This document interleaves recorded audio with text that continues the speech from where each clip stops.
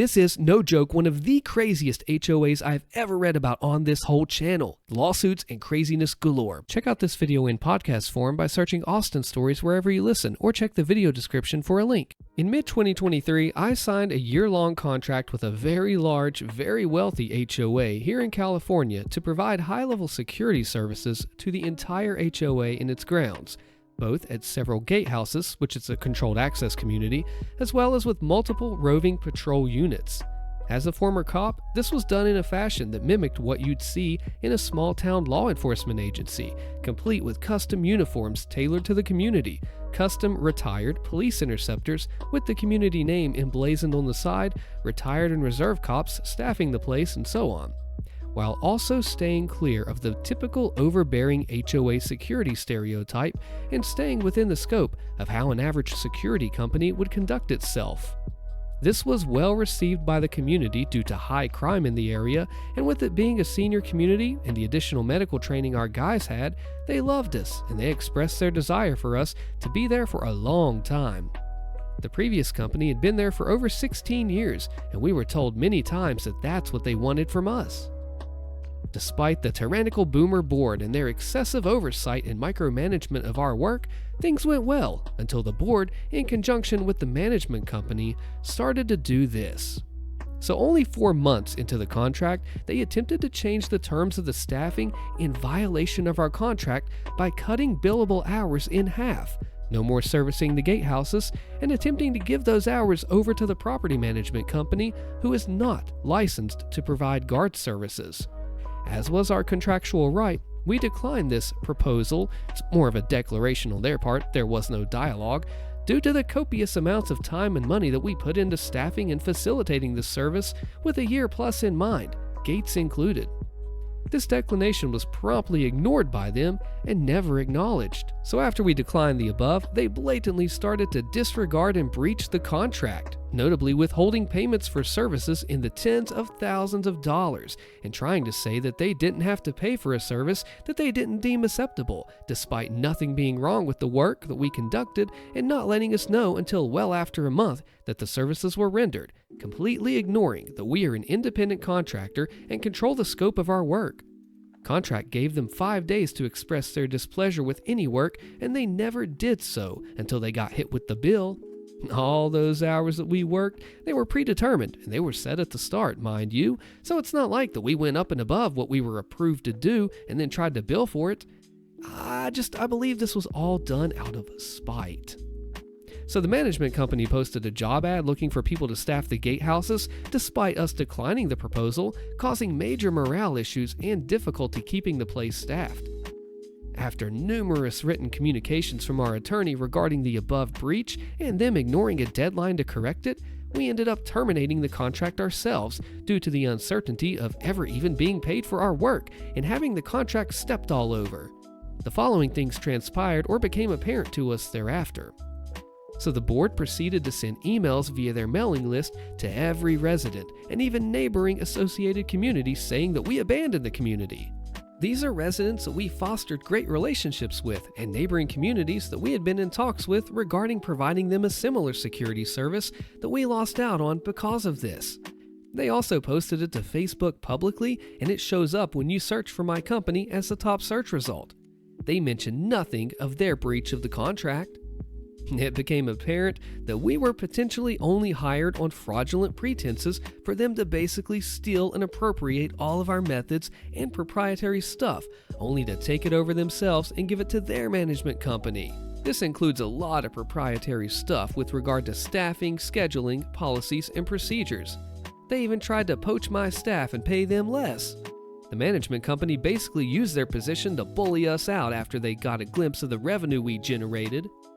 The board of directors used their connection to the local sheriff's department to illegally conduct background checks on my employees without their consent or mine, and then went and disclosed a bunch of private information about certain employees to other members of my staff. The board may have potentially illegally tracked our company vehicles without our knowledge or consent, and the board committed several acts that, if they were an employer, would be considered labor law violations, such as discriminating against and making derogatory statements against my employees based on gender. So, for example, "You're the only woman here, why don't you clean the guardhouse toilets?" Or harassing my staff while they were taking their lunch or rest breaks, making it hard for them to do so without being accosted. I mean, this is one of the worst I've ever read, I think, on this entire channel, because they're illegally doing things behind the back, breaking the law several different ways, and they think they're going to get away with it. What would you do? Lawyer up. It'll be worth it. HOA Karen and President story time. I was stunned. My old work truck, parked in my driveway, was gone. I blinked a few times, thinking that perhaps my eyes were playing tricks on me, but no, my beloved truck was unmistakably absent. Fuming with anger and confusion, I quickly called the local towing company, fearing that my truck had been stolen. To my surprise, they informed me that my vehicle had been towed due to a complaint from the infamous HOA Karen, as the neighbors, they had just loved her, affectionately called her.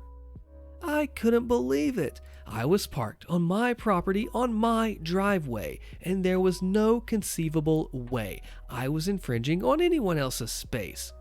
The wheels of justice began to turn in my head, and I knew I had to confront HOA Karen about her unjust actions. I stormed over to her house, ready to give her a piece of my mind. Her perfectly manicured lawn and pristine white picket fence were the epitome of suburban perfection. I took a deep breath and I rang her doorbell. A few moments later, the door swung open and there she stood, HOA Karen in all her glory. "What do you want?" she sneered, her eyes scanning me with disdain. "I want to know why you had my truck towed," I replied, and struggled to maintain my composure. She crossed her arms and said, "Because it was parked on my property, that's why. You can't just go around parking wherever you please." I clenched my fist and I felt that anger surge within me. "That's my property, Karen, my driveway. I wasn't blocking your access to your house or yard. I'm parked on my own land." HOA Karen's smug expression wavered for a moment, but she quickly regained composure. "Well, it doesn't look like it to me. I'll be contacting the HOA president about this." And so she did. A few days later, a letter arrived in my mailbox threatening a fine from the HOA if I didn't remove my truck from the illegally parked spot. I knew I had to fight this injustice, so I contacted my lawyer and we started preparing a case to prove my ownership of the parking spot. But HOA Karen wasn't done. She spread lies about me, claiming I was a troublemaker who didn't respect the rules of the neighborhood. The HOA president, who hadn't met me yet, was inclined to believe her and sent me a notice demanding I pay a fine. What? I was ticked. I decided it was time to take this battle to the next level, so I just sued the HOA for their false accusations and harassment. It wasn't long before the case reached the courtroom, where my lawyer presented the evidence of my property lines and the rightful parking space. The truth was on my side, not hers. The courtroom drama seemed to drag on forever, but in the end, justice prevailed. The judge ruled in my favor, and HOA Karen's lies were exposed. It turned out that she'd been exaggerating the issue for her own twisted pleasure, using me as a scapegoat to create chaos in the community. When the HOA president discovered the truth, he was shocked and disgusted at the HOA Karen's deceit. He decided to fine her for her false allegations, causing her to be slapped with a hefty penalty. She had to pay up from the lawsuit damages and the fines. Unable to bear the shame and financial burden, HOA Karen decided to sell her house and move out of the neighborhood. It was a bittersweet victory for me, but at least the nightmare of HOA Karen's reign of terror was over. As I stood in my driveway, watching her moving truck pull away for the last time, I couldn't help but feel a sense of relief. The neighborhood had been rid of HOA Karen, and I could finally park my truck in peace on my own property, as I had always should have been able to do. Woohoo!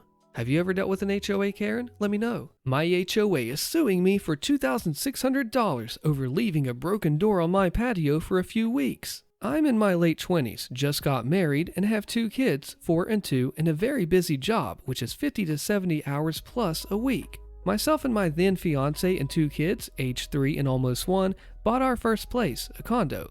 The condo looked okay from what we saw when we walked through it and inspected it. We noticed a few minor issues, but every place that we saw had something that was needed. It ended up being a total dump. I have had to replace so many things within this house, and it has made my already busy life a living heck.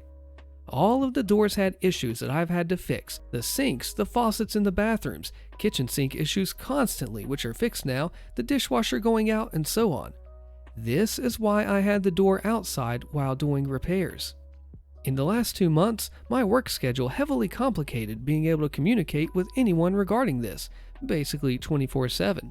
I've also been pretty busy getting married and planning and going through with getting married, and I guess kids take some work as well. So here's the timeline. Back in September 2019, we moved into the condo in a suburb outside of Denver. Come February or March, we're fined for leaving a door on our outside porch ×3, totaling $400. By March 12th, notices were sent in the mail. We did not see a single letter of this. The person from the HOA that I spoke to acknowledged that at least some of the mail got sent back to them. In March 2021, the following year, the HOA sends us to collections and we receive a letter in the mail, and I immediately call the collections agency. The next month, I request time to speak with the HOA board, and I'm not guaranteed a time. I'm unable to make it to the meeting due to my work constraints and was not even guaranteed any time. What the heck? So then I get married and have my honeymoon that month, which I notified both the collections agency and our HOA about. And today, I got served for an early June court date. Here's some facts from our perspective. So our HOA assessments have always been paid on time, and we've never ever received a letter, call, or even a notice on our door about an issue or a violation. You see, this all has happened over the last 2 months during likely, hopefully, the busiest time of my life. After late fees, interest, collections fees, and now lawyer fees, the price will be $2,600. What can I do about this? Should I just pay this and move on, like literally move the heck out of this condo? Should I lawyer up? Jury trial? This is putting me over the edge of stress-wise, and I'm not sure what to do. What do you think of this answer? Get a copy of the bylaws and CC&Rs and learn the rules. Associations have a ton of power, and you'll have to play by those rules to get anywhere. Yeah, if you don't know what you're doing in this, you gotta get a lawyer or somebody that does know the laws in and out so they can help you out with these crazy dirty HOAs. I screwed up by fooling around with a neighbor who's on the HOA board. I know this is a first world problem, but it still sucks. I'd fooled around with a neighbor who happens to sit on the board of our building's HOA. It hadn't been an issue until recently when I declined to fool around with him. I learned that he had been dating some girl, and as far as I can tell, she does not know that he has an ex friends with benefits in the building. Feeling uncomfortable about the friends with benefits arrangement, I told him very politely what my reasons were for saying no to a request for a action. We'll leave it that way. I had to remind him very calmly and rationally that he cannot grandfather in doing stuff when he is in a relationship with someone else. Life does not work that way. Well, I think he's angry. I can't prove it without a lot of expensive legal fees that I don't think is worth the squeeze, but in short, he sits on the HOA board, and I'm pretty certain that he's an influential voice on the Architectural Improvement Committee. This is the committee that residents have to submit unit alteration applications to for approval. Yes, even something like wall-mounting TVs or putting a planter on the balcony. One of the items that needs pre-approval is outdoor furniture. I imagined it was pretty pro forma. Fill out the application, make sure it's heavy enough that it won't fly off the balcony and hurt someone on the street, and bam, approved. When I saw this set that I liked for an outdoor refresh, I placed the order because I thought it would be approved without problems. It was a limited sale and a very good deal. Then I got the rejection on Friday. To make matters worse, the furniture had already been delivered because it took the HOA forever to review the application. The reason the committee provided was that the color of the sunbrella cushions were not consistent with the aesthetic of the common spaces. I immediately replied with a question. Why did Unit X get approved for their teal cushions and mine got denied? Their reply was that it was an oversight. Moving forward, they would not allow unapproved colors anymore. I just know it was him. I can't prove it without getting an attorney and alleging inconsistent application of HOA rules, depose them, and find out. But again, the juice is not worth the squeeze. I can get new cushions that are neutral, but I can't return my fun cushions, and I'm out several $100s because of it. This sucks so much. Do you agree with this answer? So first off, your HOA should have official records. Any decisions on the Architectural Control Committee are part of those official records, including emails concerning those decisions. You as a member have access to those records and they cannot refuse you access. So request to see the records related to your refusal and you'll know right quick if he was involved. He should have recused himself after disclosing his conflict of interest. If he didn't, tell the rest of the board of directors and they'll fold pretty quickly to your request. Or even request his resignation, which seems like it would all be to the best. All that aside, I should note that, in most states, they have to respond to your request for a proposed architectural change within 30 days. If they don't respond quickly enough, you can absolutely move forward with the change and they can go pound sand. Given you note that they took forever to respond, they might have already effectively forfeited their right of refusal to your request. This one got messy. What would you do if you were OP here? I would push it further, possibly, but man, retaliation. The HOA demands that I follow their rules, but I'm not even in the HOA. Click the video on your screen so you don't miss the fallout of this one, and I will see you there.